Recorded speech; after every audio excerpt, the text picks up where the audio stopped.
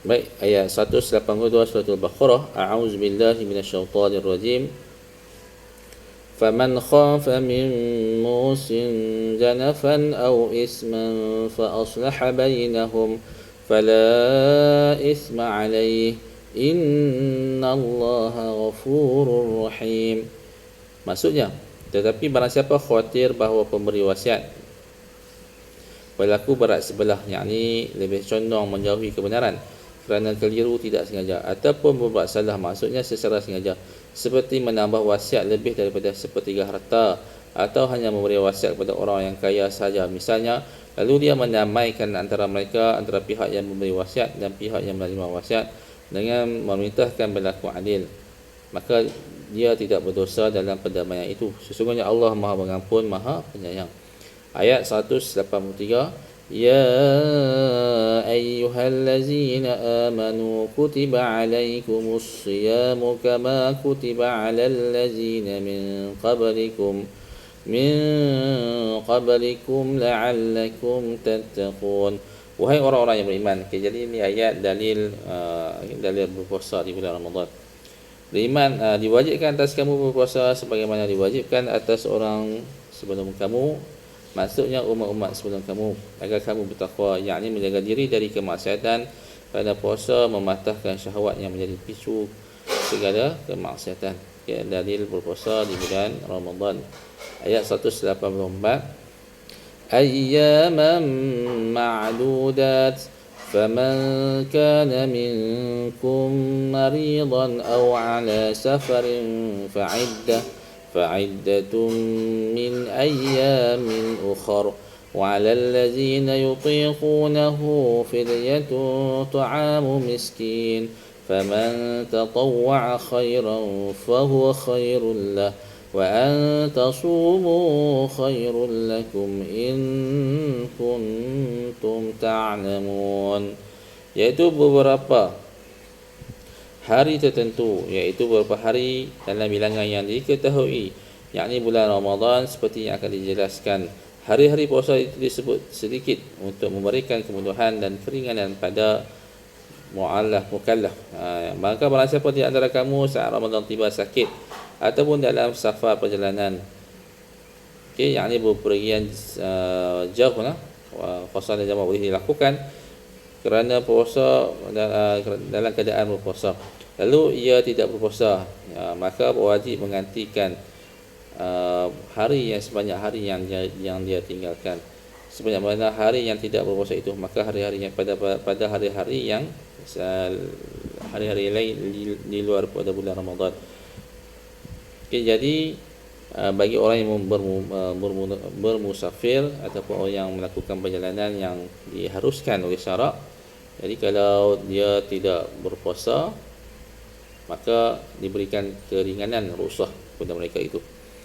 Maka hendaklah ia menggantikan puasa sebanyak mana yang dia tinggalkan di luar pada bulan Ramadan. Kalau 3 hari tak puasa kerana melakukan musafir, maka digantikan puasa itu sebanyak 3 hari juga di luar pada bulan Ramadan. Dan bagi orang yang berat menjalankannya, kerana sudah tua ataupun sakit yang tidak ada harapan sepuh, wajib membayar fidyah, iaitu memberi makan seorang yang miskin, iaitu seperti makanan yang biasa ia makan dalam sehari, berupa makanan asasi. Menurut salah satu qiraah dibaca dengan menginfakkan, yakni bayar fidyah dengan maksud untuk menjelaskan. Menurut pendapat lain, tidak ada ketentuan ukuran fidyah. Di awal Islam, kaum muslimin boleh memilih antara berpuasa ataupun membayar fidyah. Setelah itu, fidyah pilihan itu dihapuskan dengan kewajipan berpuasa melalui firman-Nya. Kerana itu, barang siapa di antara kamu dia ada di bulan Ramadan, maka berpuasalah. Pada surah Al-Baqarah ayat 185. Ibnu Abbas berkata, kecuali wanita hamil dan menyusui ketika keduanya tidak berpuasa kerana mengkhawatirkan keselamatan anak, pilihan antara berpuasa ataupun membayar fidyah tetap berlaku bagi keduanya dan tidak terhapus. Tetapi barang siapa dengan kerelaan hati mengerjakan kebajikan dengan melakukan lebih dari yang disebutkan berkaitan dengan fidyah, maka itu yakni amalan sukarela lebih baik baginya, dan puasamu itu lebih baik bagimu daripada berbuka dan membayar fidyah. Jika kamu mengetahui hal itu lebih baik bagi kalian, maka lakukanlah. Ayat 185 Allah Ta'ala berfirman, Syahru Ramadan allazi unzila fihi al-Qur'anu hudan linnas wa bayyinatin minal huda wal furqan faman syahida minkum الشهر فليصمه ومن كان مريضا أو على سفر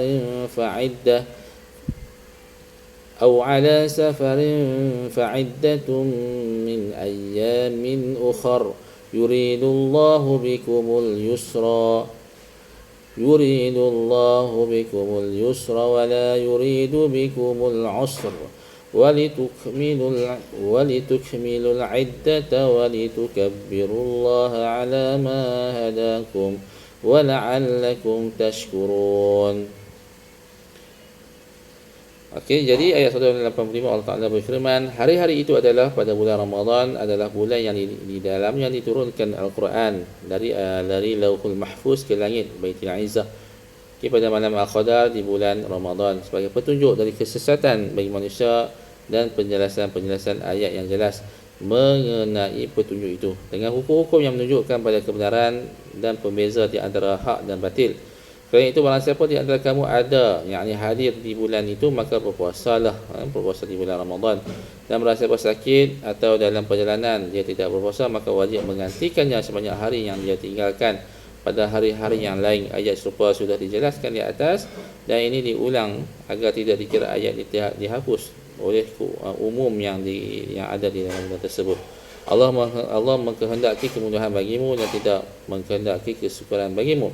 Oleh kerana itu Allah Ta'ala membolehkan kalian tidak berpuasa ketika sedang sakit atau dalam perjalanan kerana sakit ataupun berpergian, termasuk dalam makna alasan yang membolehkan untuk tidak berpuasa. Perintah berikut itu juga dihubungkan oleh perintah berpuasa. Hendaklah kamu mencukupkan bilangannya, yakni sebanyak bilangan bulan Ramadan dengan mengagungkan Allah. Setelah bilangan puasa selesai atas petunjuknya yang diberikan padamu, yang telah diberitahukan kepada kalian sebagai tanda-tanda agamanya, agar kamu bersyukur kepada Allah terhadap ketentuan itu. Jadi keringanan rusah yang diberikan Allah SWT pada orang Islam, pada orang yang beriman apabila tibanya di bulan Ramadan, kalau dia sihat, tidak melakukan perjalanan ke mana-mana, maka tidak ada uzur, maka berpuasa dah lebih cukup hari yang telah ditentukan.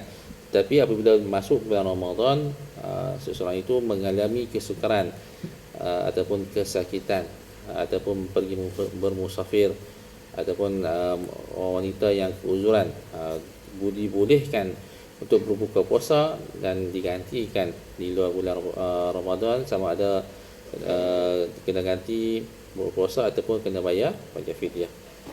Ayat 186 Allah Ta'ala berfirman, وَإِذَا سَأَلَكَ عِبَادِي عَنِّي فَإِنِّي قَرِيبٌ أُجِيبُ دَعْوَةَ الدَّاعِ إِذَا دَعَانِ فَلْيَسْتَجِيبُوا لِي وَلْيُؤْمِنُوا بِي لَعَلَّهُمْ يَرْشُدُونَ. Ada sekelompok sahabat bertanya kepada Nabi SAW, apakah Tuhan kita dekat sehingga kita cukup berbisik kepadanya, ataupun jauh sehingga kita perlu meneriak memanggil-manggilnya. Ayat berikut turun, dan apabila hamba-hamba aku bertanyakan kepadamu Muhammad tentang aku, maka sungguhnya aku dekat dan mereka dengan ilmuku, dengan mereka dengan ilmuku. Dekat dengan mereka tu maksudnya dekat dengan ilmu Allah Ta'ala. Beritahukan hal itu kepada mereka, aku kabulkan permohonan orang yang berdoa apabila dia berdoa kepada aku. Allah memberinya apa yang ia minta. Hendaklah mereka memenuhi perintahku, yakni berdoa kepada aku dengan menjalankan ketaatan dan beriman kepada aku, yakni beriman secara terus menerus agar mereka memperolehi kebenaran, yakni konsisten istiqamah dalam kebenaran. Apabila kita mendapat kebenaran itu, kita kena konsisten dengan hidayah yang Allah Ta'ala berikan kepada kita agar kita berjaya mengekal iman kita sehingga ke akhir hayat. Wallahu ta'ala alam. Kita akan sambung pada ayat 187. Assalamualaikum warahmatullahi wabarakatuh.